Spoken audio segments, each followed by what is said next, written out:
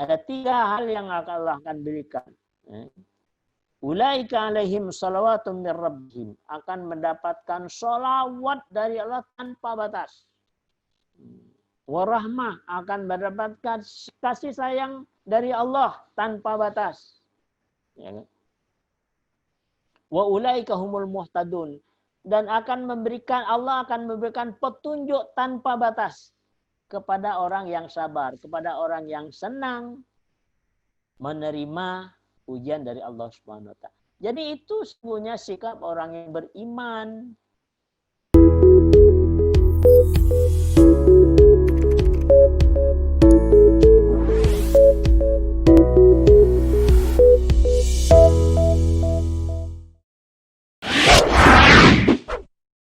Abah, Ya. ini ada pertanyaan masuk, Bah. Tadi Allah mengetahui bahwa apa yang kita merasakan ketenangan pada diri kita, bahwa Allah dekat dengan kita. Yang menjadi pertanyaan adalah, kita mengharapkan pertolongan Allah untuk bebas dari sesuatu, contohnya virus corona. Semua orang sudah berdoa supaya virus ini berlalu. Kita tidak tahu kapan ini bisa selesai. Ini terus bagaimana tanggapannya Abah dengan hal seperti ini, Bang? Ya. Kita buka surat Al-Baqarah ya. 155 sampai 157. Di situ dikatakan, Allah menyatakan walanabluwannakum bisyai'in minal khawfi wal ju' wa naqsin minal amwali wal thamarat. Jadi di sini pasti Allah akan menguji. Mengujinya dengan apa? Ketakutan,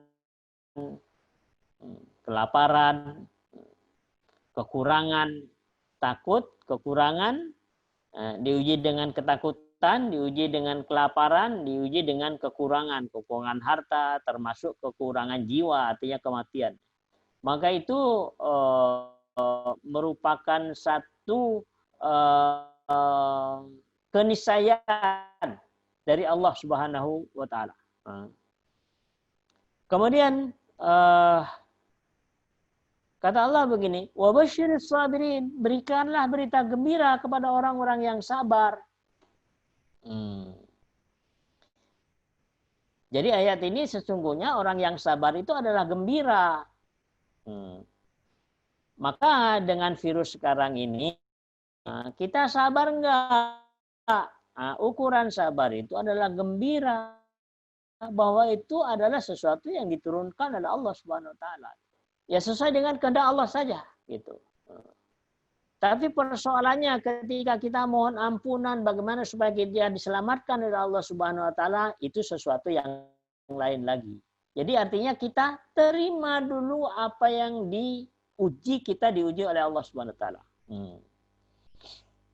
Bahwa itu semuanya dari Allah dan kita harus terima dengan senang hati.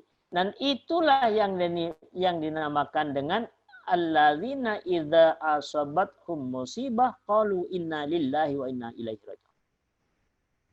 Itu yang dimaksudkan menerima apa yang diberikan oleh Allah Subhanahu wa taala. Kemudian ketika kita itu menerima dengan senang hati ujian yang Allah berikan kepada kita, kita senang aja gitu. Jadi nggak usah diributin, nggak usah diseselin, nggak usah nyesek dada gitu. Namanya orang senang kan nggak nyesek ya.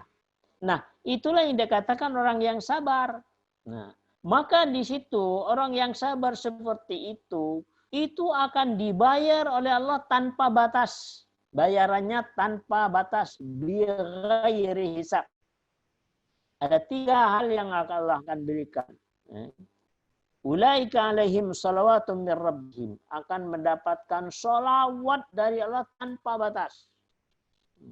Warahmah, akan mendapatkan kasih sayang dari Allah tanpa batas.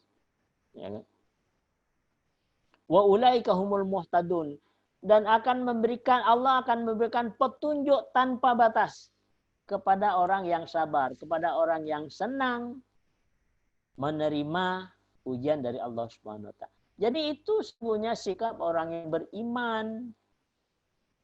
Ya. Kapan berakhirnya? Ya suka-suka Allah saja gitu. Jadi artinya bahwa ini betul-betul kita sikapi dengan satu keimanan kepada Allah Subhanahu wa taala gitu. Coba kita lihat di surat 64 ayat 11 ya. Tidak ada suatu musibah yang menimpa seseorang kecuali dengan izin Allah. Dan barang siapa beriman kepada Allah, niscaya Allah akan memberi petunjuk kepada hatinya. Dan Allah Maha mengetahui segala sesuatu. Jadi di sini dikatakan tidak ada satu musibah yang menimpa kecuali dengan izin Allah. Corona itu tidak akan nyelonong begitu saja kalau tidak mendapatkan izin dari Allah, nggak berani. Corona itu kan makhluk Allah juga, gitu. Nah, persoalannya kita sekarang ini, kita yakin nggak dengan wahyu Allah ini bahwa corona itu tidak akan nyelonong sendiri kalau nggak dapat izin dari Allah. Kan itu sesungguhnya yang jadi persoalan sekarang. Jadi kayaknya keterlibatan Allah menguasai kita sepertinya hilang. Seolah-olah corona yang maha besar, bukan Allah yang maha besar, ya kan? Jadi sesungguhnya yang menjadi pokok persoalan sekarang yaitu karena seolah-olah Allah tidak berpihak kepada kita. Akibatnya apa? Corona yang besar, bukan Allah Akbar lagi kan? Padahal di sini ya kata Allah ya, musibah itu tidak akan turun kepada seseorang ya kecuali dengan izin Allah. Jadi corona itu akan turun kepada si A, katakanlah seperti itu, bahwa itu adalah dengan seizin Allah. Kalau tidak dapat diizin dari Allah, nggak berani. Gitu.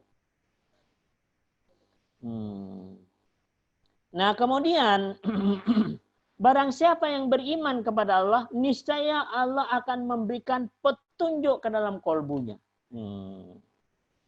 Kita yakin kepada Allah, kita beriman kepada Allah. Jadi nanti Allah akan kasih petunjuk. Dikasih jalan keluar oleh Allah Subhanahu wa taala. Bahkan sebelum musibah itu turun, jalan keluarnya sudah diberikan terlebih dahulu oleh Allah Subhanahu wa taala. Jadi tidak usah takut, tidak usah khawatir. Ya.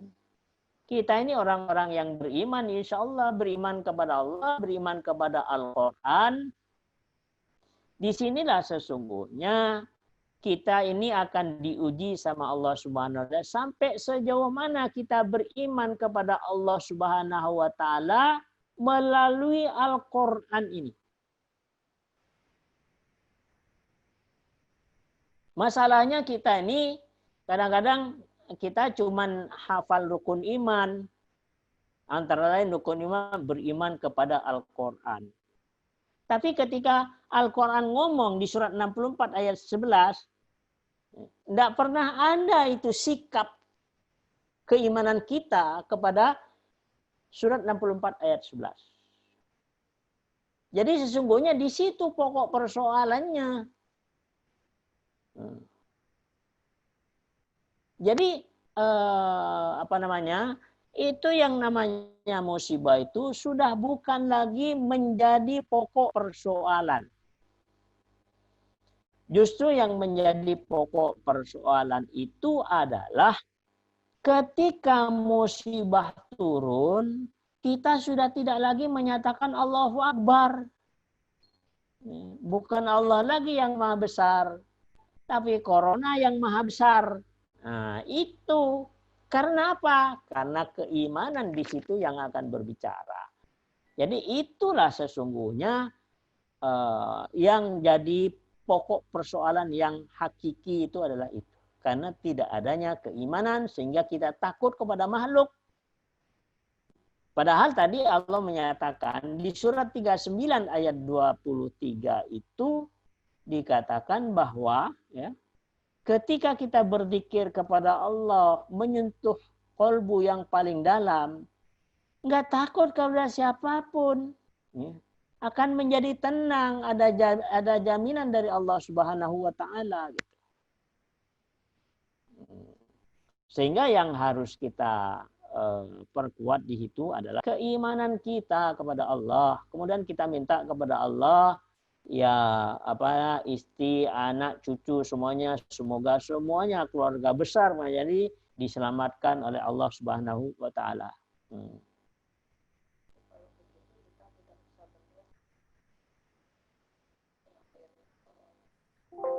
Ya, Pak, terima kasih. Silakan Bapak Ibu yang ingin bertanya selanjutnya. Ini ada pertanyaan lanjutan. Jadi kalau begitu kita tidak usah berdoa untuk berakhirnya corona ini ya Pak. Ya enggak begitu juga. Ya kan? Kita berdoa kepada Allah.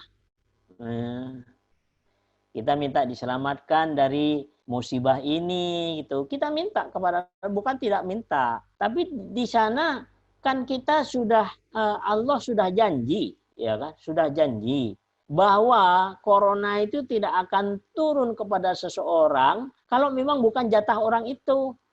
Itu yakini terlebih dahulu. Nah, selebihnya kita memohon kepada Allah supaya dihindarkan diri dari musibah yang sedang kita alami. Bahkan bukan hanya diri kita saja, ya seluruh saudara-saudara kita, semua rakyat bangsa Indonesia ini semuanya, supaya Allah angkat itu corona itu dicabut oleh Allah Subhanahu wa taala.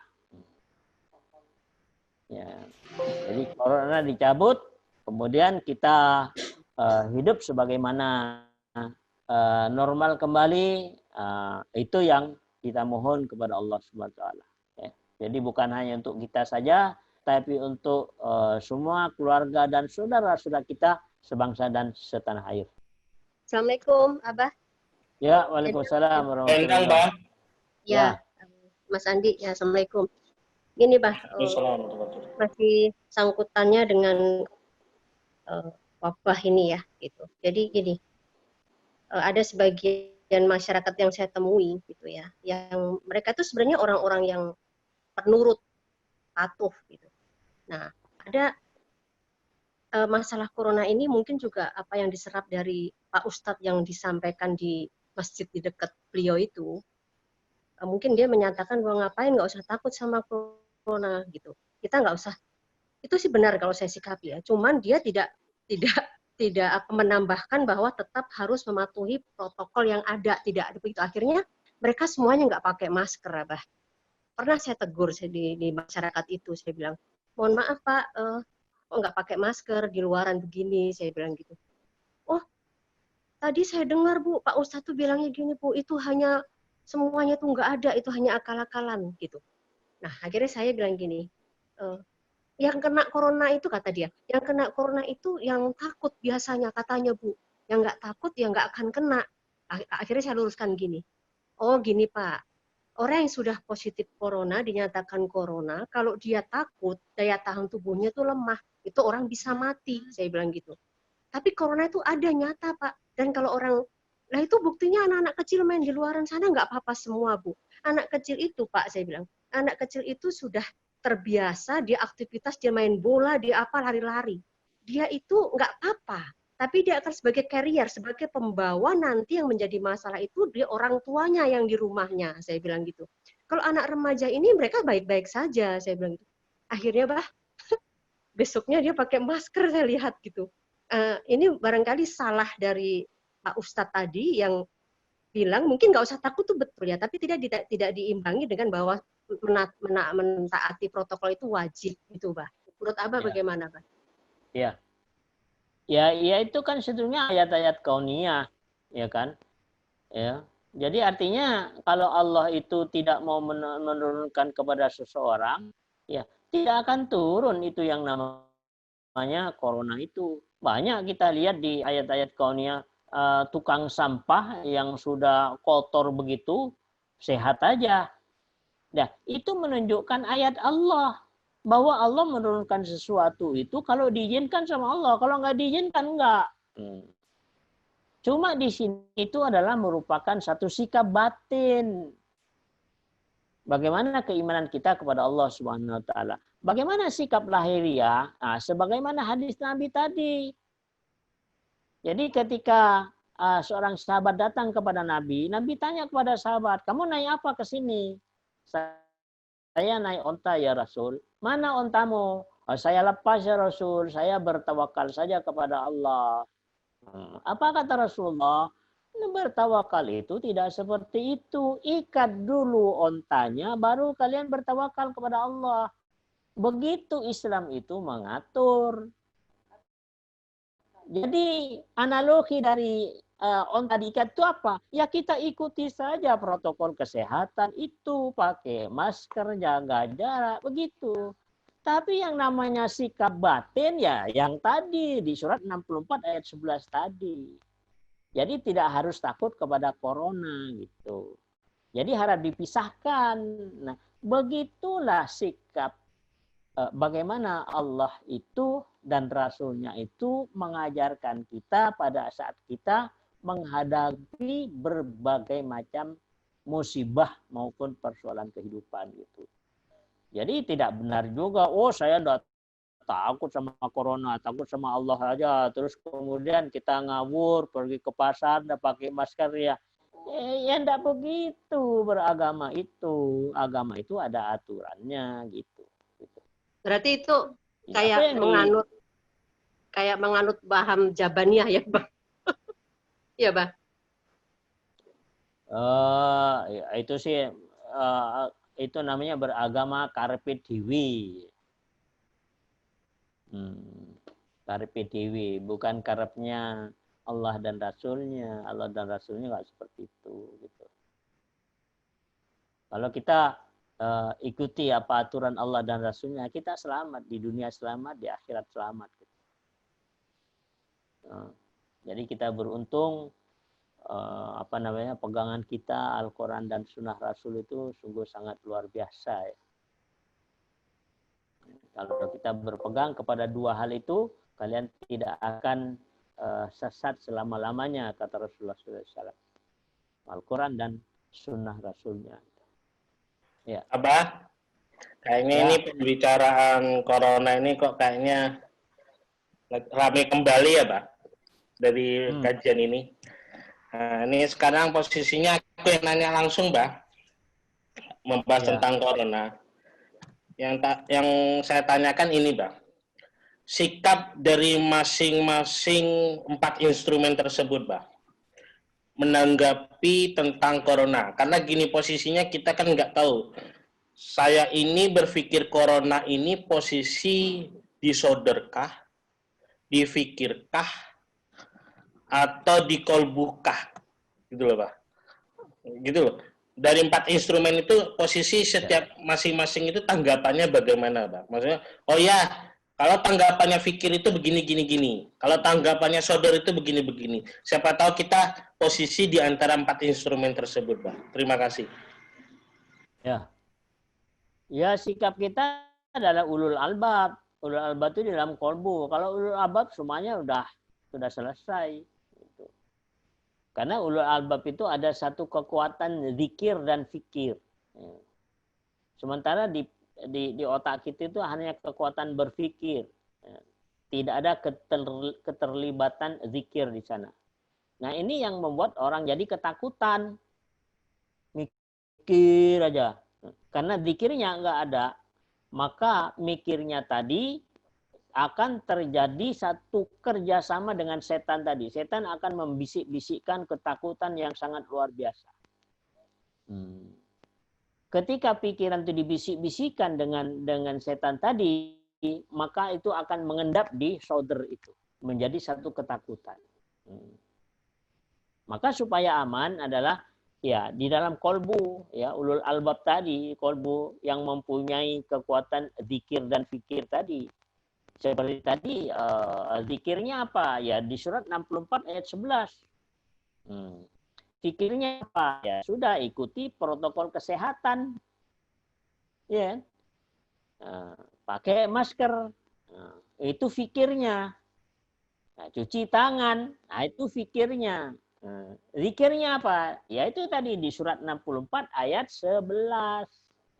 Itu satu keimanan dan itu ada di dalam kalbu. Jadi zikir dan fikir itu menjadi satu kesatuan dan itu menjadi satu kekuatan yang sangat luar biasa. Maka itulah sesungguhnya pegangan orang yang beriman.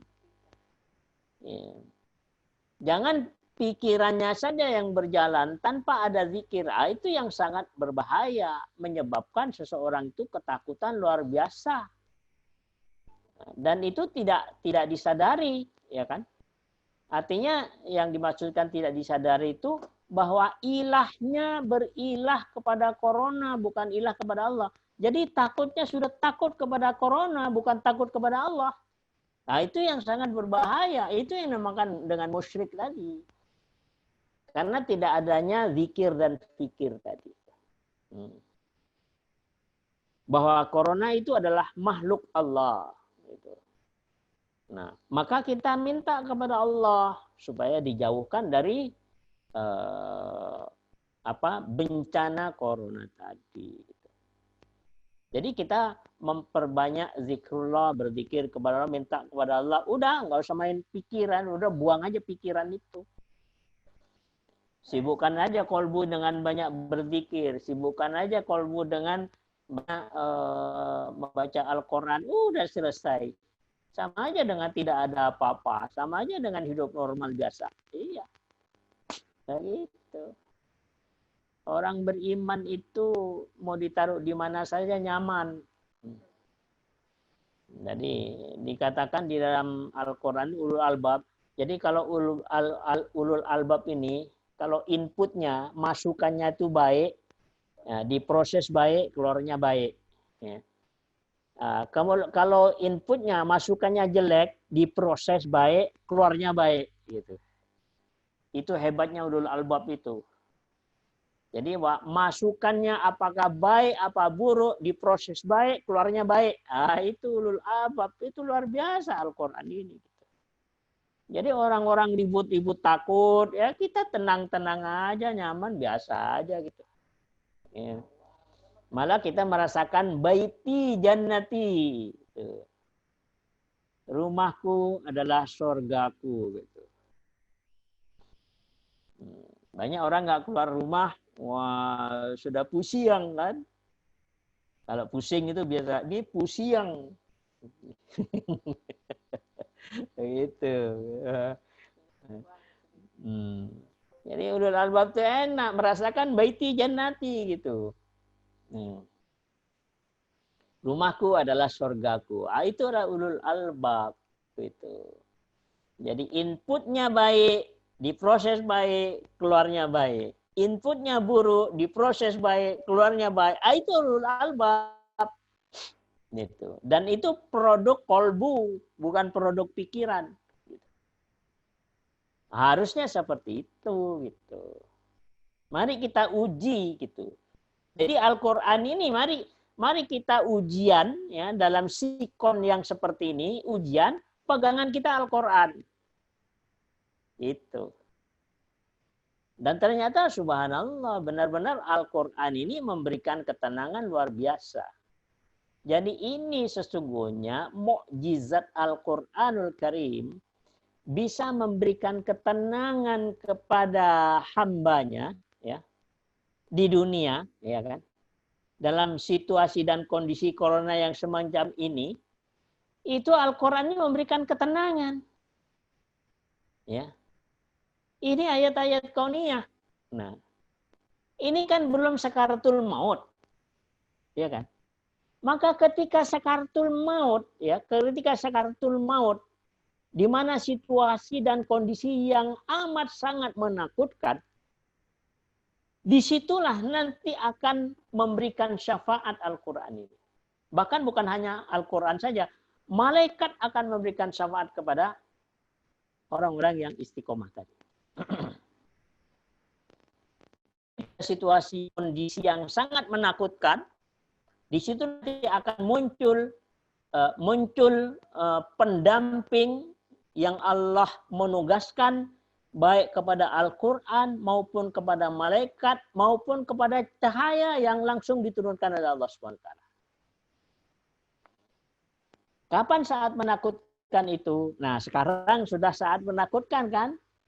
Padahal ketakutan ini yang enggak dahsyat ini. Nanti ada satu ketakutan yang mendasar. Pada saat orang menghadapi sakaratul maut, itu luar biasa ketakutannya. Yang kedua, pada saat manusia berada di alam kubur, itu luar biasa. Bagaimana kalau orang mau dihimpit dengan yang namanya kuburan itu? Ya. Kemudian ketakutan juga pada saat digiring di padang mahsyar, itu sesuatu yang sangat mengerikan.